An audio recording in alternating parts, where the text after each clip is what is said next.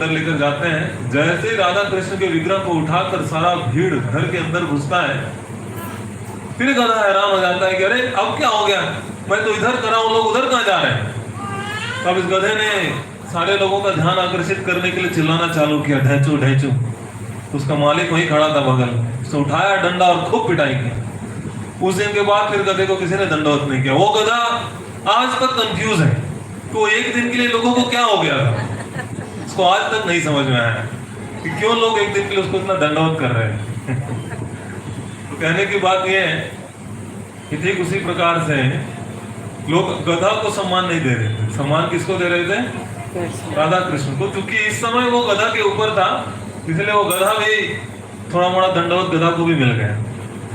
तो उसी प्रकार से जब साधु संतों को भगवान की प्रसादी माला दी जाती,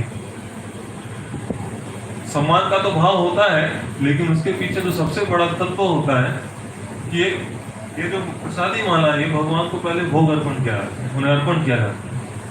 और जब भगवान इसे स्वीकार लेते हैं तो ये प्रसाद बन जाता है। और भगवान के स्वीकारने के बाद प्रसाद रूपी माला को आशीर्वाद के रूप में कथाकार को दिया जाता है कि लो भाई, भगवान की तरफ से ये आशीर्वाद तुम्हें दी जा रही है, अब भगवान तुम्हें शक्ति देंगे ताकि तुम उनकी कथा कर सको। अन्यथा भगवान की कथा करने की शक्ति किसमें? एक बौना आदमी सूरज को छूने का प्रयास करे, ऐसा प्रयास है इस संसार के लोग यदि भगवान का गुणगान करने के लिए बैठे, कभी कोई कर सकता है? एक सामान्य आदमी भी नहीं छू सकता, बौना का तो और दूर की बात है। इस शास्त्र में उदाहरण दिया गया है। तो फिर हम जैसे लोग की क्या औकात है, हमारी क्या वैल्यू है कि हम भगवान का कुछ गुणगान करें। लेकिन इसका अर्थ ये नहीं कि चलो भाई इसीलिए आज की कथा यही खत्म करें। प्रयास तो हमें करना चाहिए। ऐसा ही हो गया एक बार एक गांव में, ऐसे ही कथाकार को बुलाया गया। 6 महीना पहले डेट टाइम फिक्स हो गया था भागवत कथा का।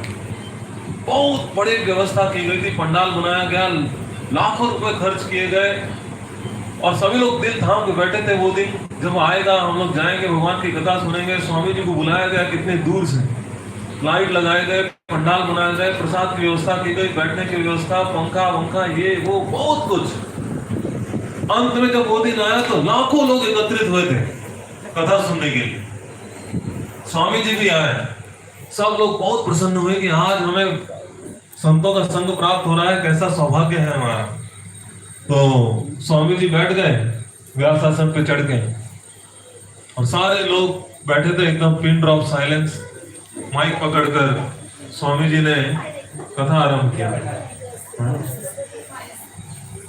बैठ जाइए आप लोग आराम से। स्वामी जी ने कथा आरंभ किया। स्वामी जी ने सबसे पहले पूछा, तो आप लोगों में से कितने लोग भगवान के बारे में जानते हैं?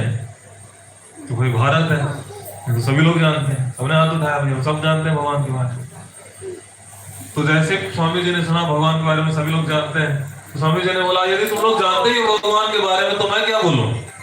तो वो सीट से उतरे और निकल के चलने लगे। सभी लोगों ने सोचा, अरे हमने इतनी बड़ी व्यवस्था की है और ये स्वामी जी तो बिना कुछ बोले चले जा रहे हैं। तो जो मैनेजमेंट वाले थे वो दौड़े पीछे पीछे स्वामी जी के, उनको मनाने के लिए कि स्वामी जी बुरा मान गए, हमको लेके आना है। और मैनेजमेंट के दूसरे टीम के लोग थे, उन लोगों ने माइक पकड़ा और खूब डांटा पब्लिक को कि साधुओं के सामने कैसा व्यवहार करना चाहिए कुछ पता नहीं है। कभी कोई गुरु जी के सामने बोलता है क्या? हाँ हमें सब पता है। स्वामी जी के सामने एकदम मूर्ख बन के बैठना चाहिए, तब तो समझ में आएगा कोई। कोई मत बोलना, कोई हाथ नहीं उठाएगा। हाँ हाँ ठीक है गलती हो गई। स्वामी जी आए, किसी तरह से उन्हें मना के लाया गया, फिर बैठे, फिर माइक लेके स्वामी जी ने वही प्रश्न पूछा, आप लोगों में से कितने लोगों को भगवान पे विश्वास है? अब मैनेजमेंट ने बोल दिया था हाथ नहीं उठाना है, तो किसी ने हाथ नहीं उठाया। तो जब भगवान पे विश्वास है नहीं तो बोलूं क्या मैं? फिर से सीट से उतरे और निकल गए। अब मैनेजमेंट वाले परेशान, पब्लिक भी परेशान, हाथ उठाओ तो समस्या, नहीं उठाओ तो समस्या, करे तो क्या करें? तो सारे लोग भागे फिर से स्वामी जी को समझाने के लिए।